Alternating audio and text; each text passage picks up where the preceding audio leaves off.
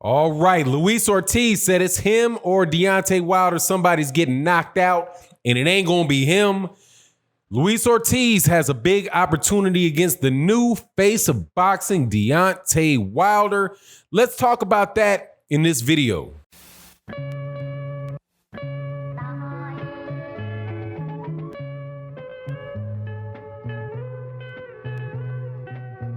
All right, welcome back to the channel, subscribers. If you are not subscribed, please subscribe and hit the bell icon so you can be notified of when we release more videos. And also, I want to say thank you to the Patreon community and the live stream community. Thank you guys so much for continuing to support and encourage the channel.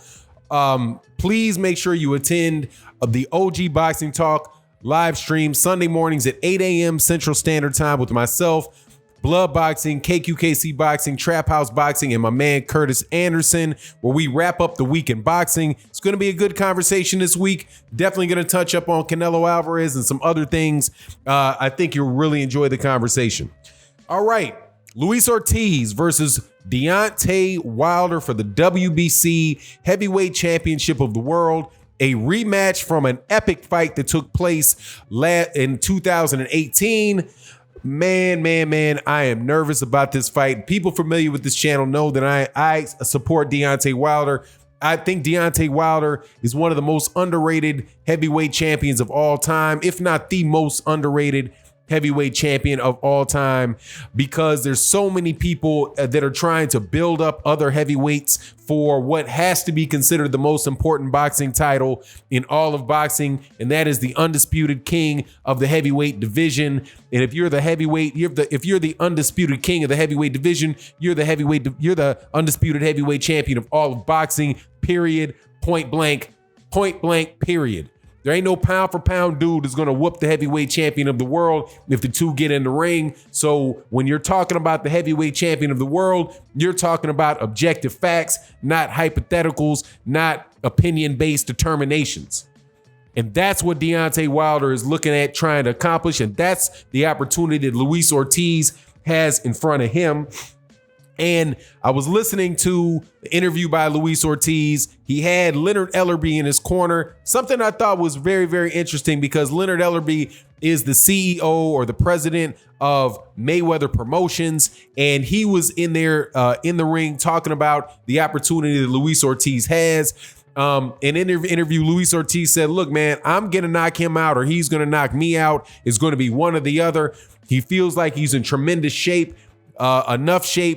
good enough shape to go 15 rounds. Now, he said 15 rounds. We know that fight is only 12 rounds. So that's what he's banking on. He's banking on his conditioning.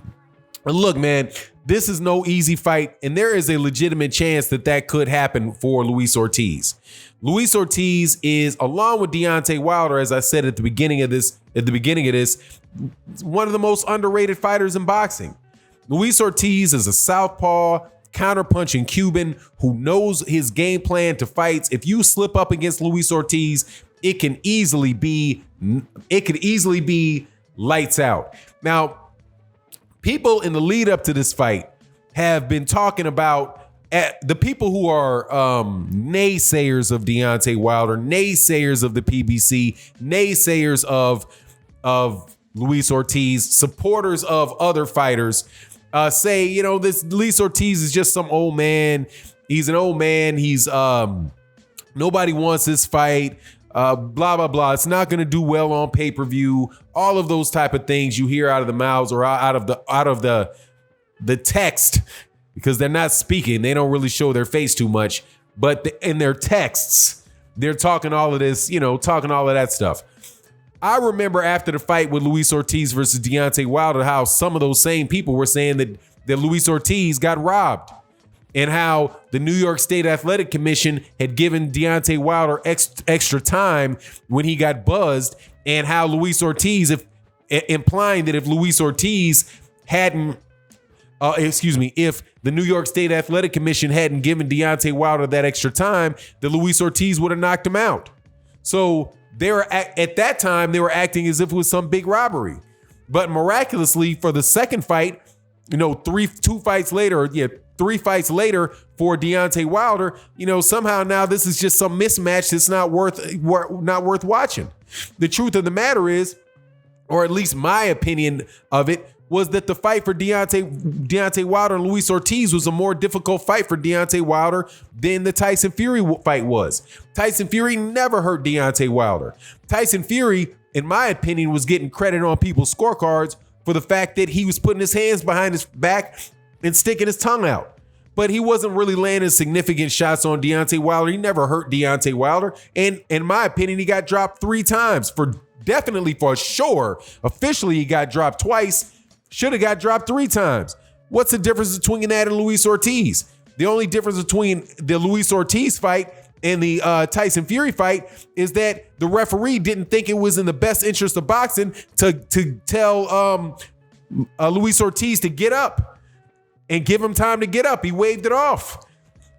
And Jack Reese in the Tyson Fury fight didn't believe that was the case for whatever reason. But Luis Ortiz was never knocked unconscious.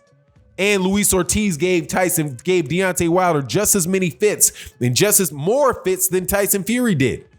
So I hope I said that right. Luis Ortiz gave Deontay Wilder more problems than Tyson Fury did. But hey, man, revisionist history is something special. But Deontay Wilder and Luis Ortiz is a very, very difficult fight for Deontay Wilder. It's a scary fight for Deontay Wilder. And like Leonard Ellerbe says, look, man, this can screw up everything. I think he said this could fuck up everything. The person that was interviewing, and this is the reason why I like that Leonard Ellerbe was there. Leonard Ellerbe, I don't think I've ever been a critic of Leonard Ellerbe personally. I don't think that I ever have, because I tried to make sure that I didn't really say too much about what I thought about him as leading the promotional outfit for Floyd Mayweather Jr. or for Mayweather Promotions. Because other than the Floyd Mayweather Jr. fighting himself, the development of Mayweather Promotions is kind of slow, right? There are a lot of fighters. I think Mickey Bay, of course, Badu Jack. And then you had Gervonta Davis, but a lot of the fights, they had a lot of fighters that they were putting in kind of tough, that would lose fighters, would lose Jalen Love, guys like that. But now it seems like Mayweather Promotion is branching out and partnering with other fighters to help promote their fights. That's what I keep seeing, like Leonard Ellerbe. Leonard Ellerbe was in the ring with the Manny Pacquiao Keith Thurman fight. Now he's in the ring with Luis Ortiz for the Deontay Wilder versus Luis Ortiz fight. So, I just think all in all, these guys are really starting to do, a better job promoting the fight. And I really liked how Leonard Ellerbe would not allow people to start asking questions of Luis Ortiz that would push them into having conversations about the Anthony Joshua Andy Ruiz fight. Leonard Ellerbe, I think, is doing a really good job. Now, the thing for Luis Ortiz for me is, if Luis Ortiz is able to win this fight, man, this really bodes well for Luis Ortiz. He'll get another rematch, obviously, with Deontay Wilder, and he'll blow that whole Tyson Fury thing, the whole Andy Ruiz thing, the whole Andy Ruiz, Anthony Joshua thing, all of that. Because he would have been able to beat Deontay Wilder. He'll get another rematch with Deontay Wilder. And then all of a sudden, man, you'll be having what is an unexpected trilogy between Deontay Wilder and Tyson Fury. Deontay Wilder and Luis Ortiz. This is how I think the fight's going to play out. I think that it's going to be essentially the same thing as the first fight. I don't think Luis Ortiz is going to do anything different, except for I think that Luis Ortiz is going to try to hit him with more straight left hands. He might step to Deontay Wilder a little more in this particular fight. He feels like he has more endurance and he won't get as tired in this fight because he had better training. He did take I think Luis Ortiz took Deontay Wilder's shots fairly well. I think Luis Ortiz took Deontay Wilder's shot better than anybody I've seen take Deontay Wilder's straight right hand. I saw him in that fight actually get hit with a straight one. Just a big one straight down the middle, and it moved him a little bit, but he didn't really, it didn't knock him unconscious. It didn't affect him the way that it affected Dominic Brazil. It didn't affect him in the same way. It didn't affect him in the same way that it affected Deontay Wilder, or clearly not the way it affected Arthur Szpilka. And when he actually got knocked down and when he got knocked out, that was one of the times you saw him get hit with an accumulation of punches. Now, worry for Luis Ortiz in this fight, and honestly, man, I'm going for Deontay Wilder, but I like Luis Ortiz as a fighter. But if I was looking at it from the point of view of Luis Ortiz, the problem that Luis Ortiz is going to face with Deontay Wilder is that Deontay Wilder is familiar with his style. He's fought with him before. He's not going to be uncomfortable with the southpaw stance. And also, Deontay Wilder is faster.